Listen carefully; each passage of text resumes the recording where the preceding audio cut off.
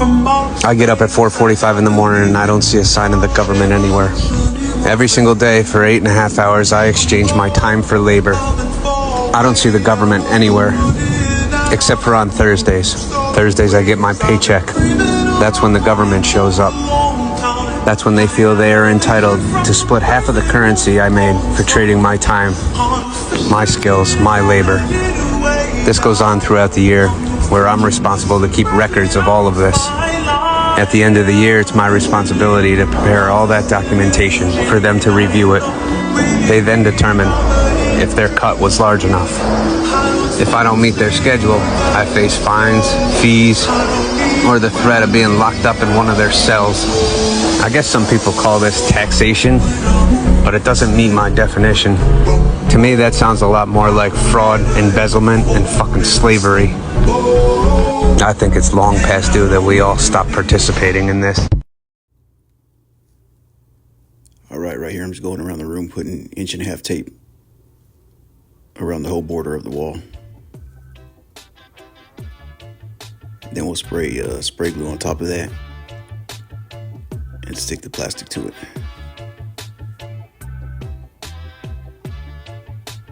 I like using that process because whenever we're wetting the popcorn and try to take it off to start removing it, it tends to loosen up the tape, and the tape comes down pretty easy with the water getting on it. So like that,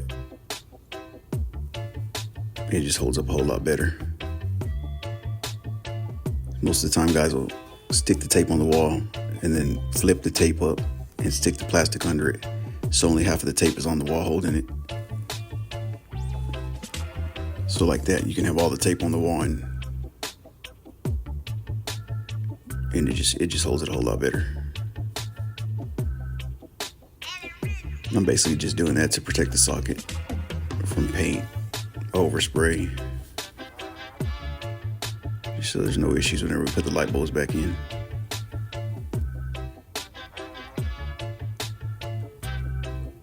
We got floor paper down, and we put plastic over the floor paper, so whenever we're done scraping, we just ball up that plastic, and we got clean floor paper still under that. The whole room's sealed off. All the dust stays contained inside that little bubble.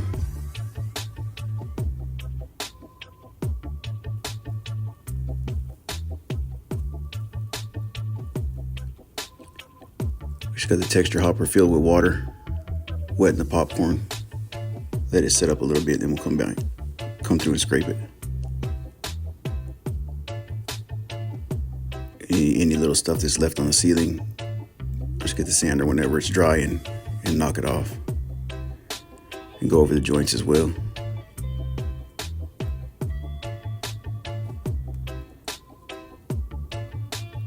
Then I got a push broom right there with the duster rag taped to it, and you can see all the dust is still falling off the ceiling.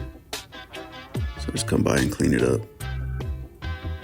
So my mud's bonding good to the ceiling. Everything bonds good, the paint, the mud. There's no issues with that.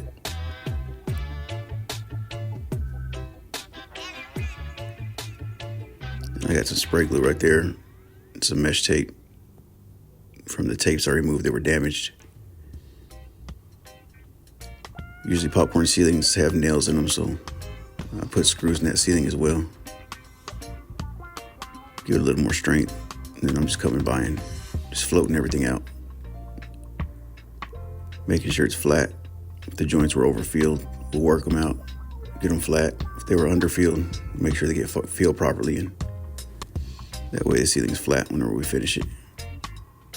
There's a lot of natural light on this ceiling. You can see 2 windows behind me, 2 windows on the side. So I'm just skimming out the ceiling right here. On steels with the paint roller. Got a bucket on the ladder right next to me, and I'll just dip it.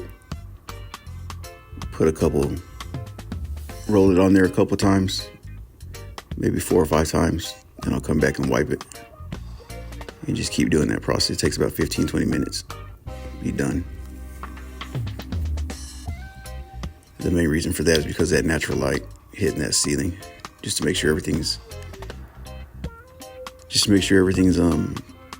what's the word I'm looking for?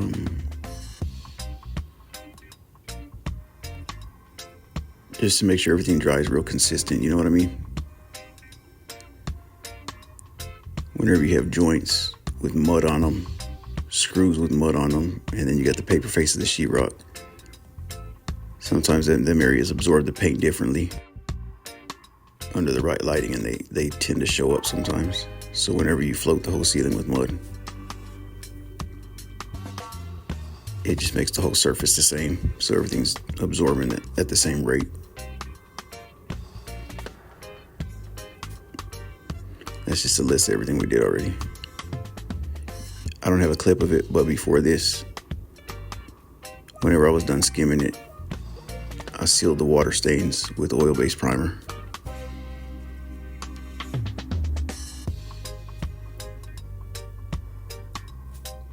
Just so they wouldn't bleed through again. And then I'll shoot the texture right here. And when I'm done shooting the texture, I don't have a clip of this one as well, but after I shoot this texture, we'll put latex primer on top of it.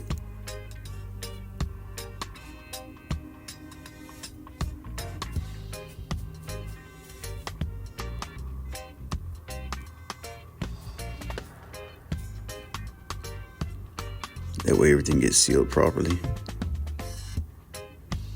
Sometimes when you seal them water stains with an oil-based primer, it leaves a flashy, like a little area that flashes a little bit shinier. So going over the whole thing with the latex primer just avoids that issue.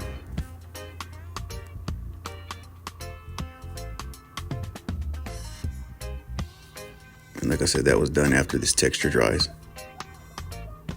Maybe they would have showed up, maybe they wouldn't have, but it's better just to do it. Took 15 minutes, and you still won't have the issue whenever we're done and it's painted and then shiny spots come up. Then I have to go figure out how to fix that. Just avoids that whole issue. And now I'm just painting it.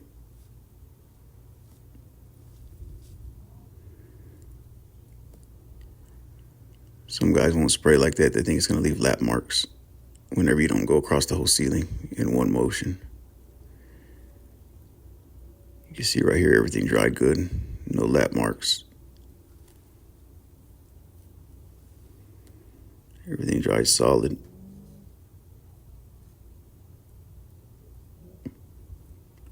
Lights put back in, fans put back in, cleaned up.